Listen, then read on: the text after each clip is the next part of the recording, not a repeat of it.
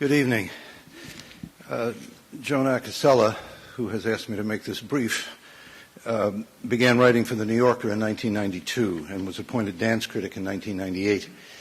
Her books include Willa Cather and The Politics of Criticism, which is a very sophisticated inquiry into the connections between artistic achievement and the shifting grounds of critical evaluation.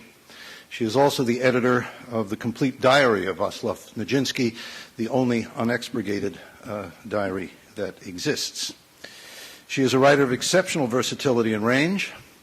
Along with a magisterial command of the history and practices of performance art, she brings a sharp eye for significant detail, whether costumes, sets, gestures. She is insightful and often wonderfully funny in the same paragraph. One of my favorite Acocella essays is entitled, "You Got a Problem with That?" in which she explains why New Yorkers seem to be rude but actually aren't. Joan Acocella's presentation this evening comes to us under the alluringly provocative title, Vaslav Nijinsky and the Mad Genius Formula.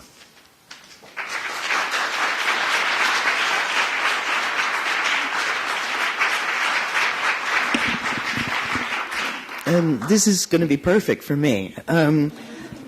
If anyone can't hear me, say so. All right. I'm going to talk to you tonight about the connection between the famous Ballet Russe dancer Vaslav Nijinsky and the idea of the mad genius. Can we have the first? Oh, I know. Wait a minute. I know how to do this. There he is. One of the most handsome pictures of him. Probably we can't find a date for this photograph, but it's probably about 19 years old, right before he began with the Ballet Russe. Nijinsky was not only a great dancer, as far as we know, we have no film of Nijinsky, but he was the first modernist ballet choreographer. Very important.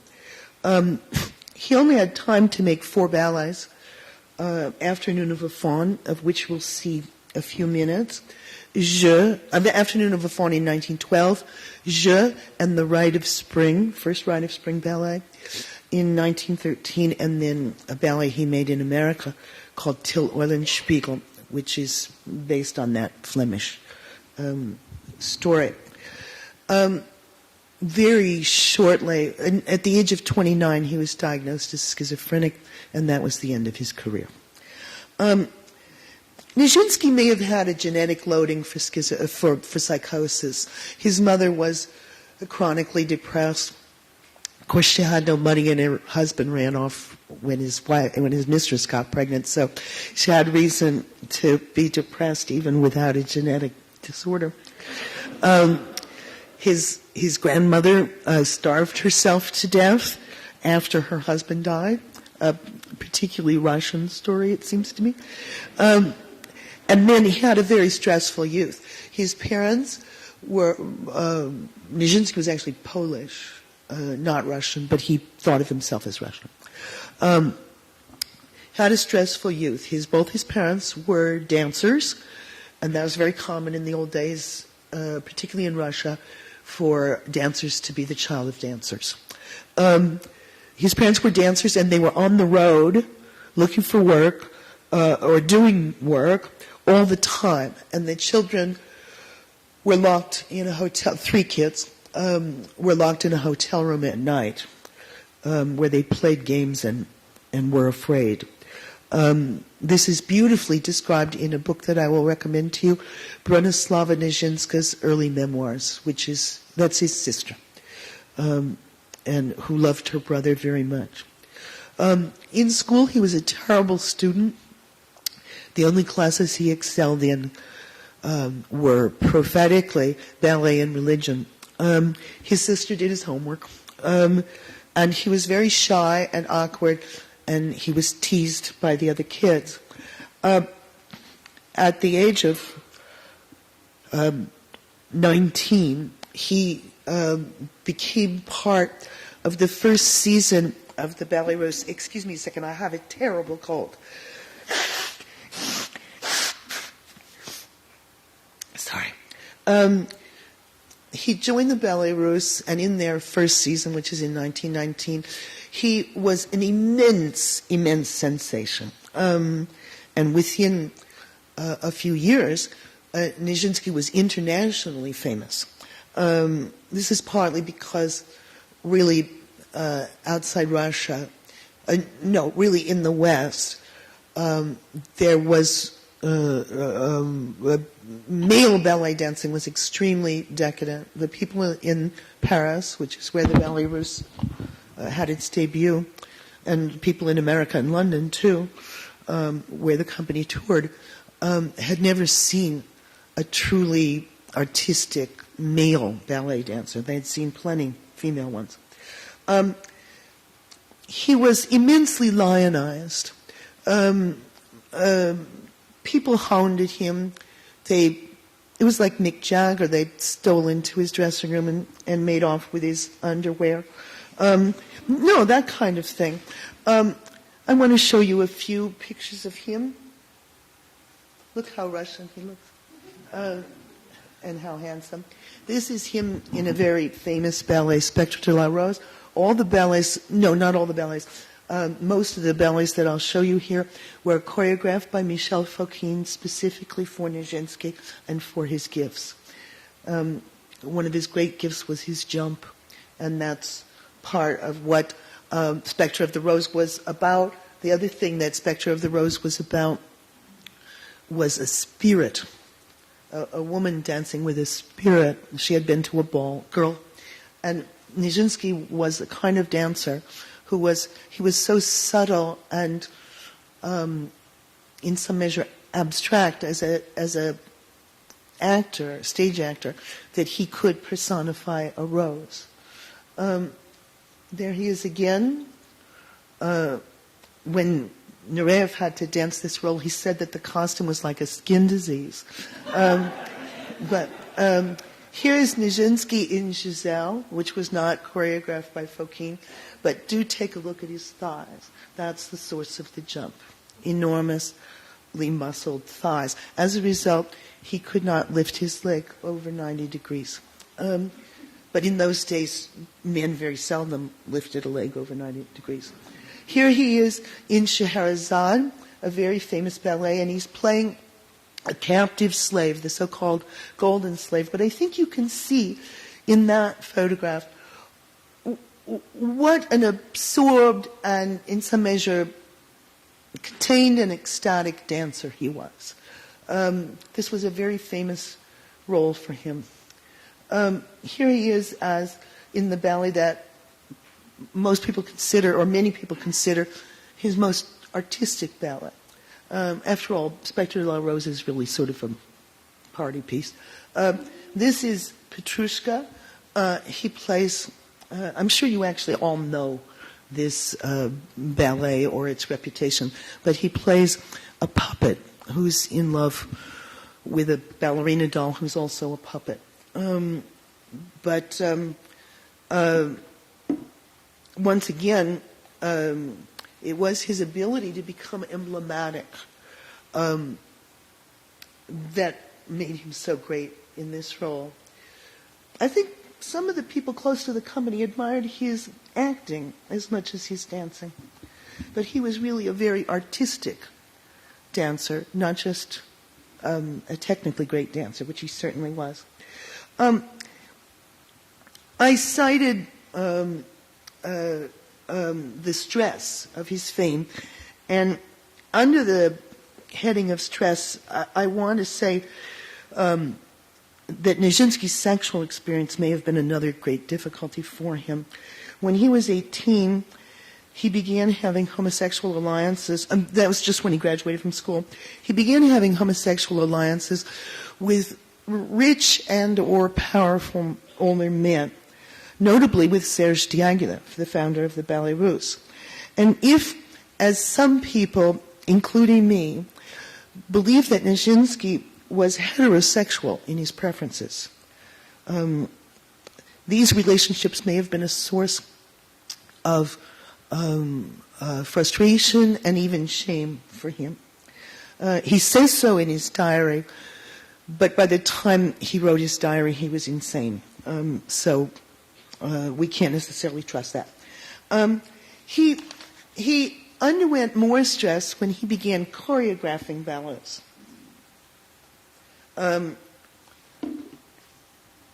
Nijinsky was a modernist, as I said, at a time when modernism was still a very harsh surprise to many people.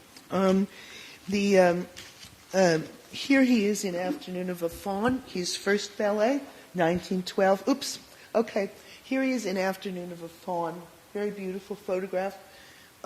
He is a little fawn, a little goat man, and he sits on his rock playing his flute, and he sees a bunch of nymphs. And he goes after the leading nymph, which I will show you in the videotape. She runs away, and he takes her scarf. He's taking her scarf up to his rock, where he lies down on it and very clearly has an orgasm. That's part of his modernism, was to use taboo material. We're going to see it now. I'll talk over it if there's anything I think of to say.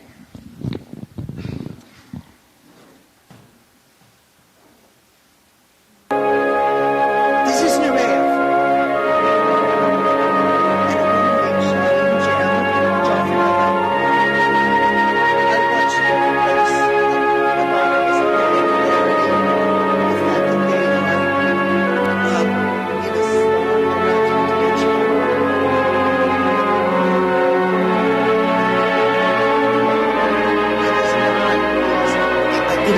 This is not realism.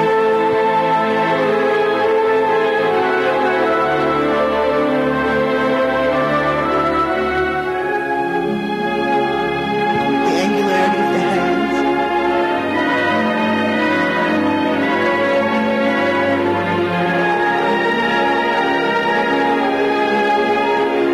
The fawn doesn't really understand what she is. He's just very attracted to her.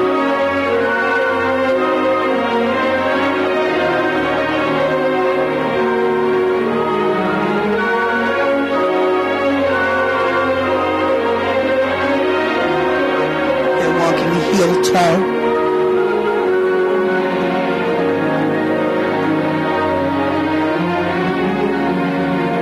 The set designer, Leon Bakst, said that Nijinsky was inspired by Egyptian art, which he saw in the Louvre. He may also have looked very closely at Greek vases.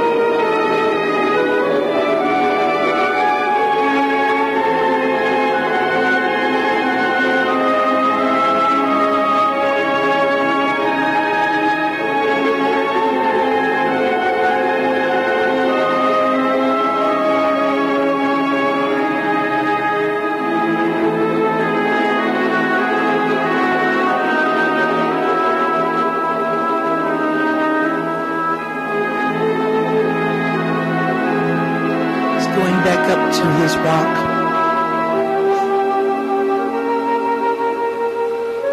With his prize.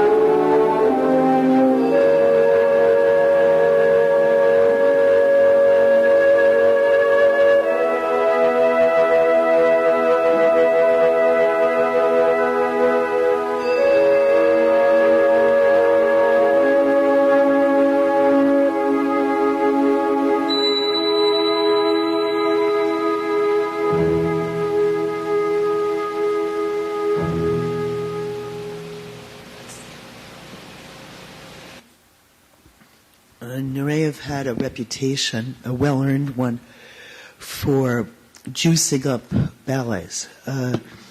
And he's been accused, some scholars have claimed that that performance is overdone. But we have a very good photographic record of Afternoon of a Fawn. And also we have the reviews, some of them very shocked. The editor of Le Figaro, big newspaper in Paris, wrote a report on this ballet on the cover page of Le Figaro, calling it a scene of bestiality. Now, but I will say that Fawn was actually not that unpopular. People love the costume, the set. It's a kind of glamorous ballet, short, 11 minutes.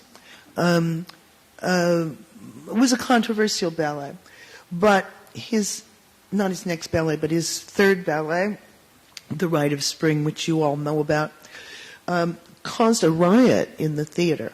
We don't know whether the riot, everybody blames everybody else. We don't know whether the riot was a response to the score or to the dance. But surely it was a response to both. This was very stressful for Nijinsky, these very, very, very shocked responses to his ballets. Also, his dancers, the dancers of the Ballet Russe, even more than the critics, hated these works and felt that Nijinsky was making them look ugly. All their training was in a three-dimensional shape. They learned to wear point shoes, to perform these acts of virtuosity that they had worked so hard on, and he used none of that. One of the dancers in Fawn, Lydia Sokolova, says that the women dancers routinely burst into tears during the rehearsals.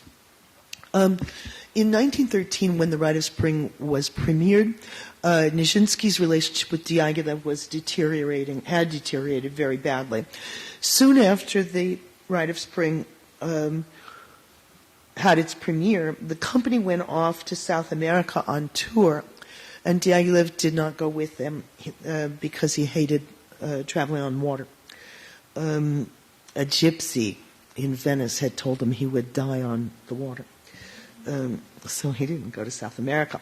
And he was very sorry about that afterwards, because when Nijinsky was on the boat for about 3 weeks, he married another passenger, a groupie of the company named Romola Dopolsky, a rich Hungarian girl.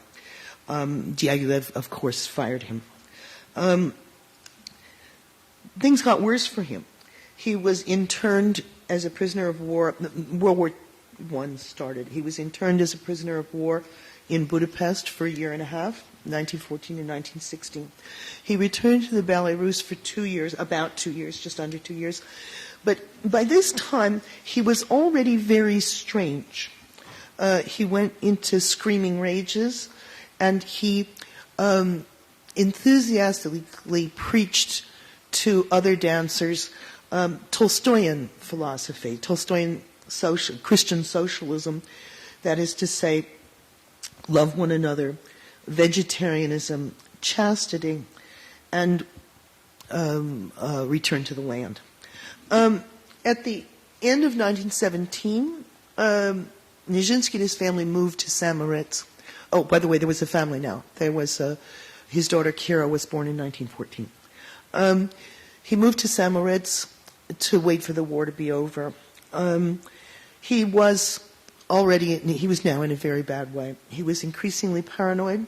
He was alternately withdrawn and violent. He threw Romola down the stairs. She was holding the baby. He drove his sleigh into incoming traffic. He stood in the public square with a great big cross around his neck and told people, the passersby, to go to church. He locked himself in his room, actually in his study, sometimes all night, and he made drawings and watercolors, famous pieces now. Oh, I'm sorry. This is Je, a small ballet. He starred in all his ballets except The Rite of Spring, in which he did not appear. This is his tennis ballet, Je, which also had a very strong sexual overtone, Ménage à Trois. This is a ballet that he made in 1916 in America, in New York. All right. This is one of his drawings. As you can see, it's a network of almond shapes with a circle in the middle. And he obsessively drew this same thing. This one he actually explained to Romola, his wife. This was the face of a soldier. But you should also, I think that he feels that eyes are watching him. Here we go again. Even when he did figurative work, it was made up of these almond shapes. I beg your pardon? Oh, forgive me. Maybe I can. Even when he, thank you. Even when he did figurative work, it was made up of almond shapes. If you can see, this is looks like a ballet he was in, Narcisse, about Narcissus. Had that kind of curled wig. Okay. The almond shapes, of course, they look like eyes, but it has been proposed that they were also an abstract form of the female genital. Nijinsky was practicing chastity, according to Tolstoy, at this time, and his wife was having an affair with his doctor, which, if he knew that it was going on, which I think is not the case, it would be considerable. It would have exacerbated his condition, needless to say. In January of 1919, he began writing in school notebooks his very famous diary, which is now in the New York Public Library in the dance collection at Lincoln Center. That's his handwriting. No, I'm sorry. Someone else put that in, maybe Romola. But you see the almond shapes again.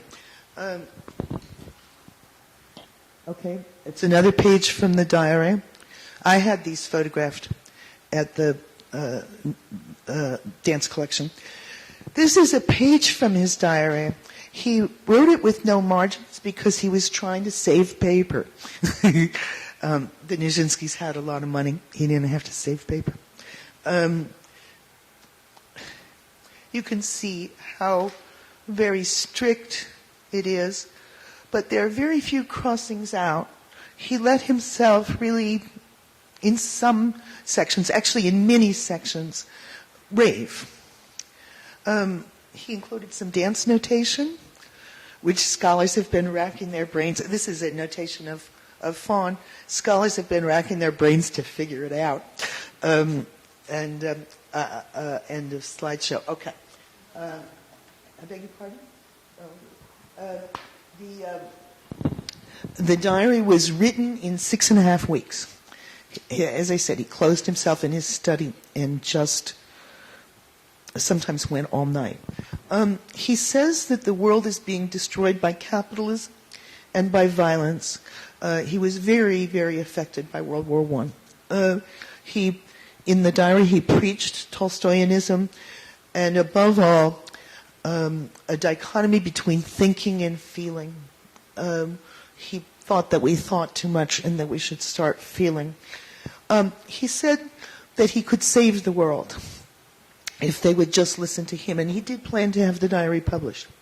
Now and then in the diary, he claims that he's God, so that he can really save the world.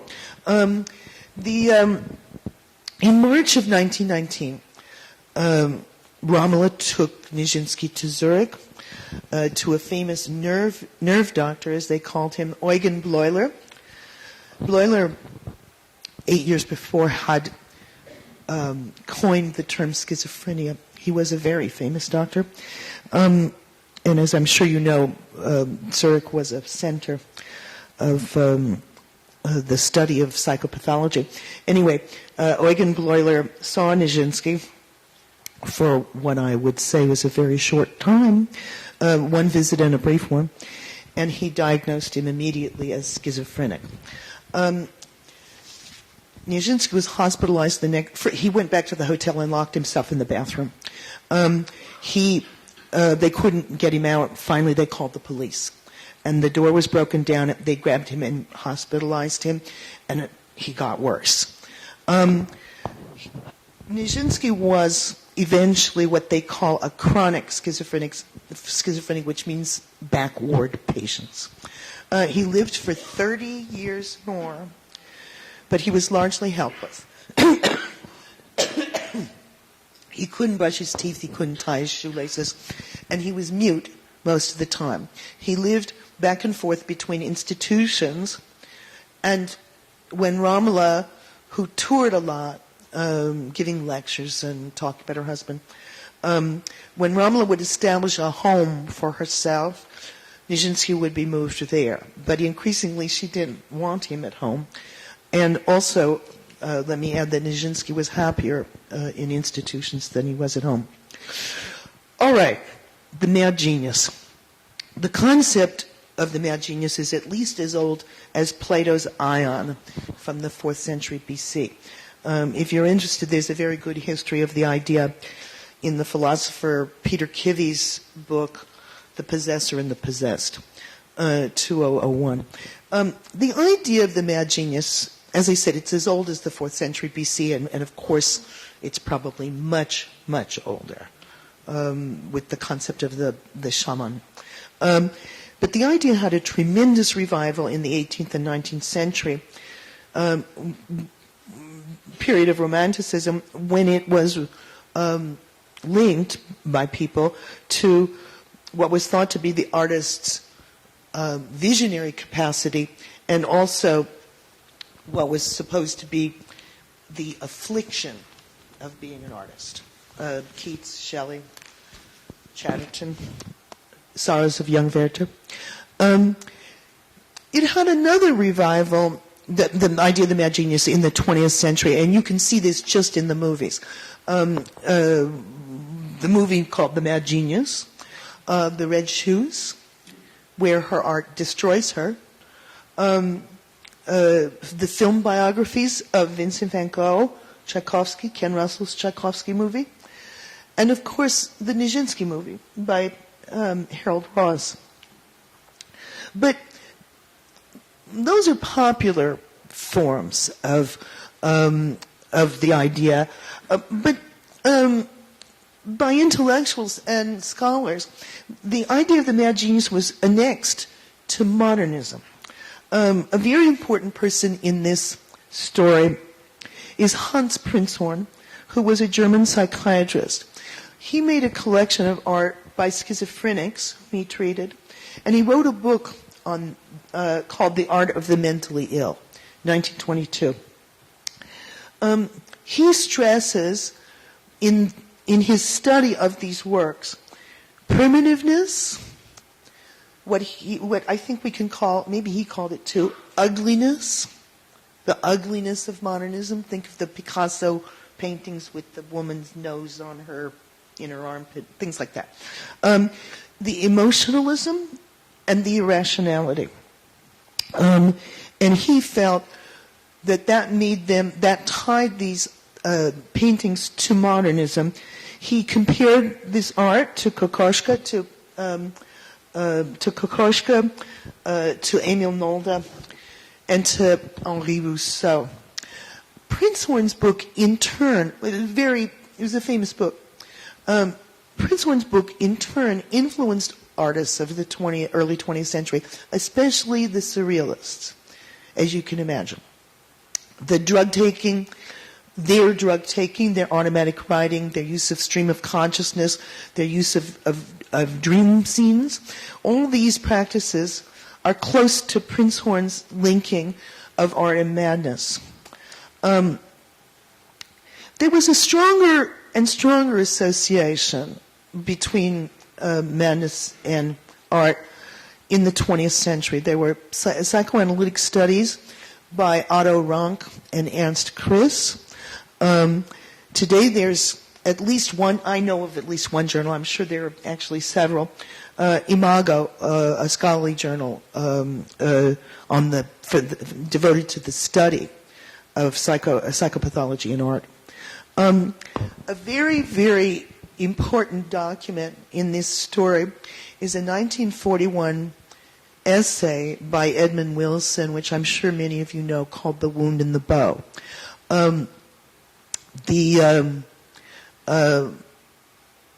Wilson told the story of Philoctetes, the very, very great archer, who was part of Agamemnon's war party going to Troy. Philoctetes was bitten on the foot by a snake, and he developed a wound that would not heal, and that smelled. And his fellow warriors could not stand to be around him.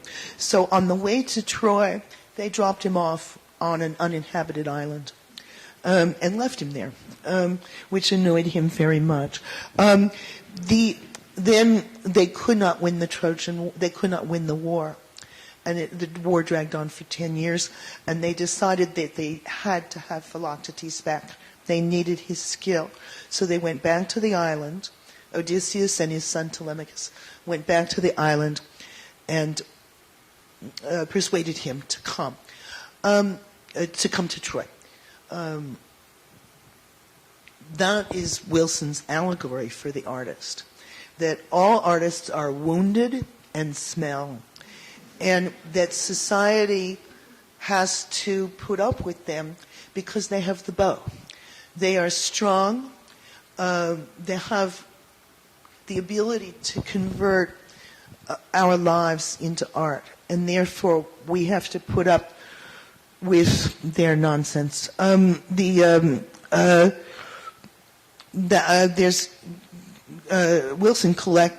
did a collection of essays that he wrote at that time, and The Wound and the Bow is the final essay. The collection is called The Wound and the Bow, and there are psychological studies of, there's a very fine one on Dickens. There's an essay by Susan Sontag on Artaud's Theater of Cruelty, idea of theater as a magical paroxysmic experience, a mad experience. There's a very exhaustive book by Louis Sass called Madness and Modernism, 1992, claiming that modernism in some measure mimics madness. And Sass, the traits of modernism that he believes connect it to madness, above all, emotional exaggerated cerebration is the term he used. But what he means, I believe, is what psychiatrists call flat affect, emotional containment. Nijinsky, when he was not throwing chairs, was simply blank. There are also biogenic theories of the mad genius, theories that claim that that biochemistry makes people both mad and geniuses. A very good example in recent years are books by Redfield Jamison at Johns Hopkins. She is the author of what is the standard text on manic depressive disorder, and it, if you open it up, has carbon rings and things like this. But and it is, she co-wrote it with someone else, and it is, as I think I said, the standard textbook on manic depressive illness. But she's also done books of a considerably more romantic tinge, and the crucial one is called Touched with Fire, 1992, where she assembles a very long list of British and Irish writers, imaginative writers of the 19th and 20th century, whom she diagnoses as manic depressive based on their diaries and letters and so forth. And she concludes that manic depressive disorder can confer creativity. Today, the notion of the mad genius extends from the top to the bottom of the intellectual scale. It was interesting to see the other day an article in the New York Times that spoke of internet postings by people who wanted to exonerate Amy Bishop, the neuroscientist who recently shot 6 members of her tenure committee at the University of Alabama, exonerating her on the grounds that she was a mad genius. I want to describe to you briefly what I consider to be the problems with the mad genius formula, which I think has done a great deal, which, despite my admiration for some of these people, above all Edmund Wilson, I believe is actually a destructive idea, and romantic and too appealing, so appealing that we should be suspicious of it. First of all, it's unscientific. The retrospective diagnoses that Kay Jamison does in her book are extremely questionable, and there's no control for bias. Kay Jamison is herself manic depressive, as came out in a later book, and she may like the idea that this disorder confers genius. The proponents of the theory, the mad genius theory, also have a tendency to prefer a better class of madness than schizophrenia. Those two disorders, manic depressive illness and schizophrenia, have two very different social standings. Basically, schizophrenia is low class, and manic depressive illness is high class. When I was editing the unexpurgated version of Nijinsky's diary, I got a call from his granddaughter, Kinga Gaspers, and she said to me, I called her about some photographs, but she said to me, "You're not going to say he was schizophrenic, are you?" And I said, yes, I am. And that's what he was called by doctors. And she said he wasn't schizophrenic, he was manic depressive. And that's what he should be called. She said, I have it myself. Anyway, once again, we should be a little suspicious. With many so-called mad geniuses, there's actually better evidence for a considerably less prestigious disorder, cerebral syphilis, third-stage syphilis when it goes to the brain. The evidence for Schumann, Nietzsche, and Maupassant, good evidence is that they all had cerebral syphilis. And in those days there was no penicillin. Nijinsky, by the way, was tested for syphilis a number of times, and he did not have it.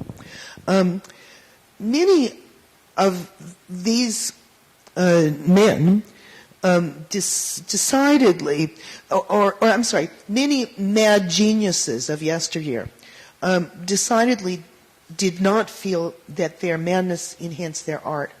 There are very heart-wringing letters from Van Gogh to his beloved brother Theo, telling Theo what was happening to him as he lost his mind and grieving over it. He hated very much what was happening to him. He was not exalted by it. And the reason he hated it was not just that it made him feel bad, but that it was destroying his art. There are also intellectual and psychological problems with the mad genius idea. It separates us from artists. It makes them seem to be in a different class of being from us, which I think is a dangerous idea. And it also allows us to salve what might be our envy and intimidation in the face of artists, which again should alarm us. But to return to Nijinsky, I have to confess that I believe that his illness may in fact have contributed to his art. Certain qualities of his ballets do seem to connect him to schizophrenia.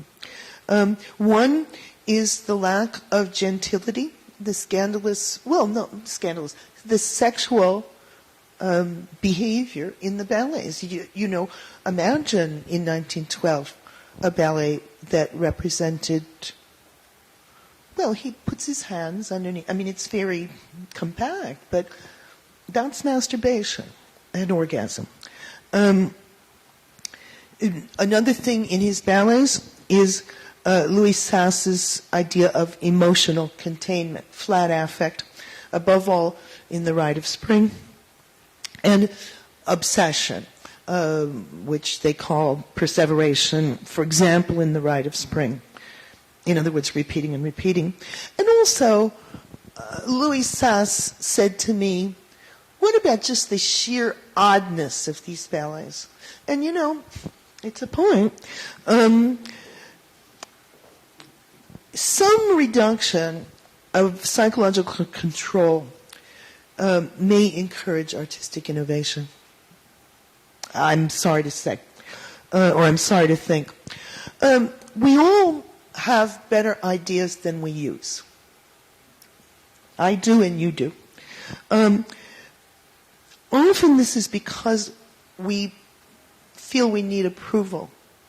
And to stay conservative and conventional will more easily win us approval than, going out on limbs. Nijinsky, how could he resist this truth? Here's how. Nijinsky wanted or needed approval less than we do. He had never in his life felt understood, and he never hoped to be. So he was in a position, by the way, Diaghilev was behind him 100%, and Diaghilev loved the scandals.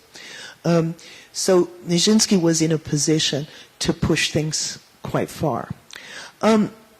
Also, as I'm sure is no surprise to you, psychological disturbance can create a very satisfying grandiosity and a certainty about life's meaning. The mathematician John Nash, if any of you read the book A Beautiful Mind or saw the movie, who won a Nobel Prize, said that his recovery from schizophrenia was, quote, not entirely a matter of joy, unquote. And here he is again. Rationality of thought processes imposes a limit on a person's concept of his relationship to the cosmos. You have a much clearer relationship to the cosmos, he's saying, and a much more exciting one when you're going into a psychotic break. It seems to me, in the case of Nijinsky, that he may have had a neurological idiosyncrasy that allowed him to see the world in a different way. Most schizophrenics have disorders of perception, so he may indeed have seen the world in a different way. Having dancers dance in profile or heel-toe may not have seemed strange to him, despite his education in classical ballet. Also, something interesting, Nijinsky's experimentalism started suspiciously early. Most of the great modernists were conservatives before they became radicals, notably Joyce, Stravinsky, and Picasso. And it was only later that they threw off their conservatism, conservatory educations. It was only that they threw that off. They only threw that off when they gained courage and when they had mastered the conservative base. I avoided the topic of the mad genius for a very long time. In my introduction to the diary, I barely speak of it. As I said, it's full of bad theory, bad science, and a mistrust of artists. I almost prefer to think of artistic careers in terms of luck. Artistic careers take a lot of talent, a huge amount of work, and what is called ego strength, which means a lot of things, a broad spectrum of things, but to me it's very important that the artist be able to survive failure and great difficulties, like a writer's block, or like a book that tanks, or for Nijinsky, The Rite of Spring, which was in many ways a disaster. All right, so they take all these things that are part of the artist, talent, work, ego strength, but they also take a lot of luck. Now, that's a very unintelligent concept, and for that reason, I believe it's unjustifiably been gone under-discussed. Bad luck may take many forms in artists' lives, but above all, needless to say, early death and insanity. Nijinsky went insane after a career of only 10 years, and that was very bad luck. So there it is. The